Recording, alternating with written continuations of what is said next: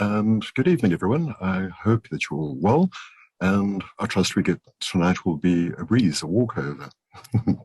Okay. I was born in the early 1970s, and I was born with all my senses, fully sighted, absolutely, yeah, completely healthy, normal person. And then in the early in 2018, I had an incident which rendered me permanently medically blind. I damaged my optic nerves when I fell. I fell backwards. That is literally what happened to me. But uh, it's just one of those things that happens. Ladies and gentlemen, for the rest of my life, I'm going to be blind. And that is literally the start of the journey that I'm now currently on. But my journey hasn't always been all that easy and stuff. I must be honest with you. Right in the beginning, I really battled. Before I get there, I just want to give you a bit of my background. Okay, after I completed school, I did not want to do the military service because in those years, your national service was compulsory. So I did an apprenticeship as an electrician. I went to college, and then I went and studied and passed the South African Bureau of Standards wiring codes. I started working in a factory. I worked my way up to a production manager, got married, had a son, got divorced. Then I went to the bush and I did my diploma as a ranger in the bush. I was working in the tourism industry for a while, up until I saw that starting to nosedive. And I also wanted to see my son. So I took on employment in the retail industry, and I ended up working as a liquor store manager. And I did that for 2 years. And all of that I did very successfully. And then I had my incident, which rendered me permanently medically blind. All of the experience that I'd in my studies was something that I gained knowledge from, but I could not turn back to because of all the industries I was involved in, you needed sight. And sight was actually a crucial element. Specifically, if you take it, you're walking in the bush and there's like elephants and rhinos and lions and things running around you, want to be able to see at least where you're going. But anyway, before I became blind, I had hobbies. I used to collect plants. I was involved in botany. I used to read a lot. I did sports activities like skydiving, white water rafting, which were all great fun, but none of that I can go back to. That is all part of my old life. Then, to be honest with you, I became absolutely morbidly sorry for myself. That's the easiest way to put it and the most honest. Because I could not go back to my old life, no matter how much I wanted to. And I really did want to, but I couldn't. And it was just one of those things. I had to learn to move on. And in the beginning, right in the beginning, I felt incredibly sorry for myself. And I was angry at the world and everything in it because of the unfairness of it all. I mean, why me? Me? What did I do to deserve this? And then I realized it does not matter how sorry for myself I felt, how angry I was.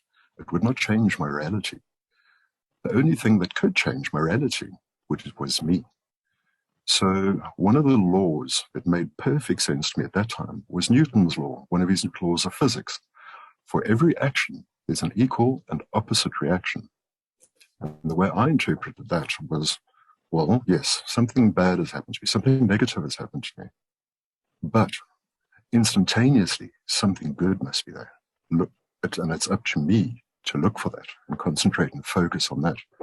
Because if I hold on to the bad, the negative, that will only drag me down. And life is not for that.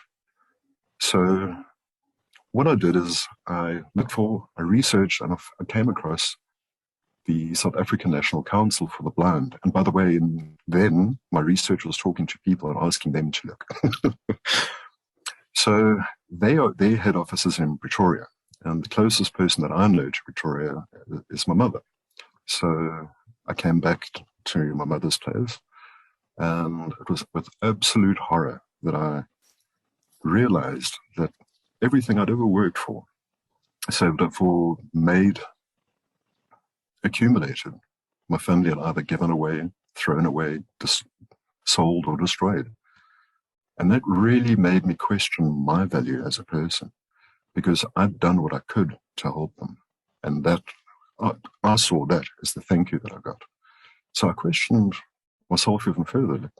Who am I? What am I doing here? If this is life, is it worth it?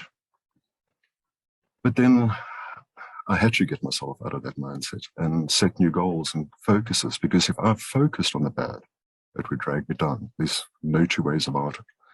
So off I went to the SANCB and registered there. And while I was there, perchance, I heard about the Optima College, and I registered there as well.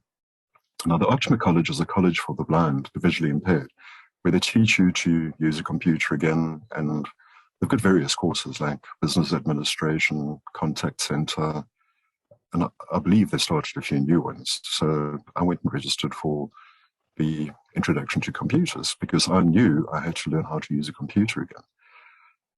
And so I registered for that, and then I went home. It was about a year before I got the acceptance notification. And in that year, I did not know what to do. So I'd heard about Toastmasters by listening to the radio. So I signed up and went to learn about Toastmasters. For public speaking isn't something I'd ever been comfortable with at all. I actually didn't know how to talk. I used to become completely flustered, and stutter and things like that. So I decided, well, hey, it's just a new challenge. My life's changing, so I might as well just go with the flow, if I could put it that way. So I joined up with Toastmasters, and I had a very giving person who assisted me in the beginning, instructor, or however you would like to put it, Mr. Albert Feldman. And I asked him, how do you compile speeches? And he said, well, the first thing you need to do is have a look around, compile your points, cut out what you don't need, and so on and so forth. And I've got just various techniques of delivering speeches. Like me, I don't know if I'm speaking to 1 or 1,000 people. So that's one of the advantages of being blind, where some people would be completely flustered in a room of people. Me, it makes absolutely no difference. But in researching speech material, I came across many, many interesting people, some blind, some with other disabilities. For instance, there's a guy by the name of James Holman, and he became blind in the early 1918 in a military accident, and the government wanted to institutionalize him. He refused, so he ran away, moved to Scotland, and became the first blind person recorded to circumnavigate the Earth's globe. Now, if you think about it, that 1918, that was even before the days of the white cane. There was no technology available. That must have been incredibly difficult. And then, as all of you know, you've heard about Braille. Braille was invented in France by a saddle maker. And how that came about is his son was working with one of the leather gouging tools and slipped and gouged out his own eye. And in those days, if you were blind or something like that, you were kind of sidelined. Well, not kind of, you were most definitely sidelined. And there was the medicine wasn't at the level it is today. So infection set in and he lost both eyes. So Mr. Braille developed Braille. And that it enabled his son to communicate and learn and start interacting with people like a normal human being. And that's incredible. And in the last year, I came across a South African guy. He's now in his latter 70s, but he started getting retina pigmentosa. It's literally a disease that affects people's retina. And it started when he was in his 60s, and he became partially, bit by bit, he lost his vision. And when he was totally blind, he managed to sail from Durban to Australia, completely blind, solo. Now that is absolutely amazing.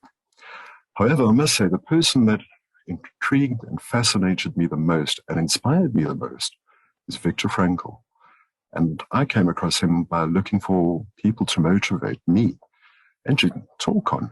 And what that man lived through, the horrors of the Second World War comes, death comes, the darkest period of mankind's history, well, that I know of anyway. And to turn that situation and look at it from a different perspective is absolutely phenomenally incredible.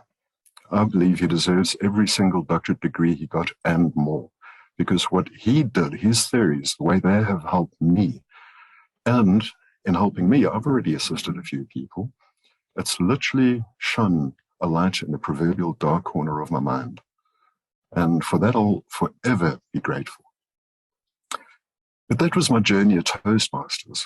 And after Toastmasters, I went to the Optima College and learned to use a computer again. And at the Optima College, it's completely different environment. However, I am still exceptionally grateful for what I did learn. I learned about screen readers, and I was telling my groet, like, please just tell me if it, like, you can hear the volume of my computer or not, because my notes are on the computer. I learned about that, and there were some amazing people that really inspired and prompted me to want to learn more, which is what I do. And that was absolutely incredible. And I was also exposed to different societies and clubs when I was there. The one day we were all taken off to one of UNISA's open days. Sorry, something I must say about UNISA is they claim to have a non-biased disabled persons registration and intake. And for many of us, it is not the case. But anyway, the one day I went there, and the one speaker was a woman from Blind SA. And she was speaking about the different options available through Blind SA. And that is how I heard about the social environment networks which they have, which run right across the country. And through that, I joined the Jacaranda Social Club. Now, the Jacaranda Social Club is a social club run by blind people for blind people. And we've done things like go horse riding, we've been to places of interest, we've been to poem and book readings. We've done all sorts of things like that. The only thing now is COVID has kind of put a halt on that, but that's okay. In between that, I've met a lot of people, so we still stay in contact via email or telephone calls or whatever. And we kind of support and help each other, which is great, because without each other, we would be nothing. Then we would be completely isolated, and being isolated is not nice. And then after I finished at the Optima College and had learned to use a computer, I knew how to Google. So I started researching Viktor Frankl, and that is how I came across the Viktor Frankl Institute of Southern Africa. And I will be forever grateful to Panayota Ryle and Dr. Therese Chantal for accepting me, firstly as a person and then as a student, because that has enabled me to unfathom my own situation and help other people. And I've already helped many. The last person was actually today. Again, another woman from the States, phoning and crying. But through the teachings of logotherapy, which was conceptualized and recorded and documented by Viktor Frankl, it's amazing to me, because it helped people back then to endure their own pain and suffering. And if they could not understand it, at least deal with it and learn from it, or move on and grow or transcend as a person. And even then, it's not only applicable to them. To me, it works 100% for now, and it's working for a lot of other people. And so, yeah, I'm really and truly grateful for the opportunity that I have through the Viktor Frankl Institute, because that has put me on the path that I'm currently on. And the path I'm currently on, and it started off by a completely selfish endeavor to find meaning in my own life. And I found that by realizing that my task, what life has done with me, it put me through uncomfortable situations, yes. Some completely that I wouldn't wish on anybody, but it equipped me. It has equipped me, and it has taught me to look at things differently. And so the path that I'm on at the moment is a lot of the disabled people that I've encountered, and not only in this country, everywhere, have no meaning. And when something happens, they don't know how to deal with it. And a lot of them start living in other very unhealthy lifestyle practices, okay, in my opinion, or they withdraw completely. Okay, that's still part of unhealthy lifestyle practices. But in this country, one of the really bad things, in my opinion, is there are no employment opportunities anymore. That's all been taken away. So what I did is I looked for and I got hold of an organization called Dream House. And it was started by two people who used to work at one of the blind colleges. And for the last 25 years, it's been running as a non-profit organization which employ the disabled, predominantly visually impaired, but they do have a few deaf people and people in wheelchairs and things like that. Although what bugs me is it's all menial tasks. Okay, so somebody would have something to get up for in the day, but would they ever be able to be completely independent and self-sufficient? I don't believe so. So anyway, I approached them with my idea that if I was able to source funding, would they employ people, or would they assist in finding employment for people? And they have bought into that idea. So that is something I'm still busy with at the moment. And in me looking for how to source funding, the Dream House paid for me to do a course with another NGO, non-governmental organization, called, it's a training form for NPOs to do how to do funding and fund resourcing and all of that kind of thing. So I'm busy with that currently as well. And in between all of this, I heard about an organization down in Durban, Natal called Higher Ground. And it's run by a woman and her husband. Her husband is blind. She's fully sighted. And what they do is every week we have Zoom meetings. Every Wednesday evening, that's what I do. And probably 3/4 of the time, they've got inspirational speakers or just speakers of anything. So it's very informative. And the rest of the time, it's social. And 2 or 3 times a year, they arrange social events where everyone goes to somewhere, they go camping or something. And okay, again, COVID has put a hold on it, but we've still got our weekly Zoom meetings. So we are still able to communicate and connect. And it's, well, Emma is the only non-blind person. The rest of us are all visually impaired or completely blind. But it's great. It's absolutely phenomenal, the work that they're doing, because it gives people something to look forward to connect and just touch with other people. And yeah, so I'm really, really thoroughly impressed with that. And then in my endeavors, I came across an organization called Deaf Blind South Africa. Now, they cater to people with dual impairments, be it hearing and visual. And I went with a church organization and I met people that are completely down and out. To give you an idea, they're living in squatter camps. And it's actually a terrible thing to, I can't say see, but to witness, because those people have absolutely no hope. And this is where the fundraising is going to help as well, because I got voted in as the vice chair for Deaf Blind South Africa.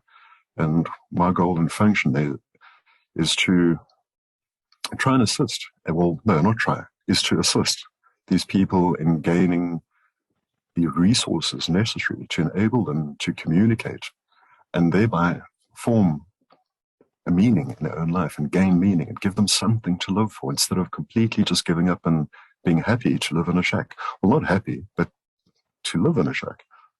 So that's what I'm doing there. And then through these people, I came across another amazing organization called the Dive Crew. Now, what they do is they literally take the disabled and teach you and equip you how to do scuba diving. So I've been to their first training session. It was in a swimming pool in Joburg. But I didn't realize it, but I'd spent 3 hours underwater. But it's not only blind people. I met quadriplegics there, people in wheelchairs. And when the funding allows, they take us off to the ocean. So we'll end up diving in the ocean and things like that, which is absolutely phenomenal in my opinion. And above all, what I realized I had to do was find a better way to communicate. And so on social media, every Monday morning, I belong to 5 visually impaired networks. So I communicate every Monday morning with approximately 20,000 people. And I think that's where I've started getting a lot of the people that phone me because I wish them like, hey, have a good week every morning. And I think a lot of people just really appreciate that because they don't have anything else. And it's people from all over the world.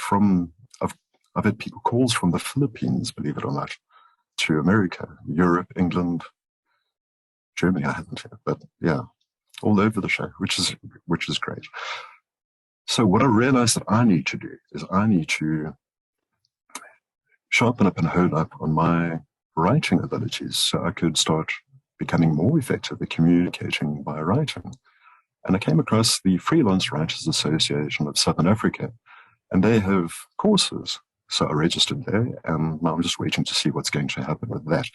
But in between all of this, one of the things that I've heard time and time again with my time with the Viktor Frankl Institute is the more you reach out to life, the more life reaches back to you. And I can affirm that because it was just last week. I had a lady from Los Angeles contact me, and she runs a digital social media company. And she didn't ask me for anything. She offered. She said, if you ever need help setting up a web page or anything like that, please contact me. I will be delighted to help you. So that is my affirmation. I put in a bit of effort, and I'm getting a lot of support in that back. One of the things that really, really makes me think is change is inevitable. We're all going to go through change. So it's pointless kicking against it and fighting against it. My honest opinion is change is inevitable. Adaptability is versatile, because if you can adapt, you will fit in anyway. And yes, so I am absolutely indebted to Mr. Frankl and his teachings, because he allowed me to shine a light in my mind, and I'm doing that for others.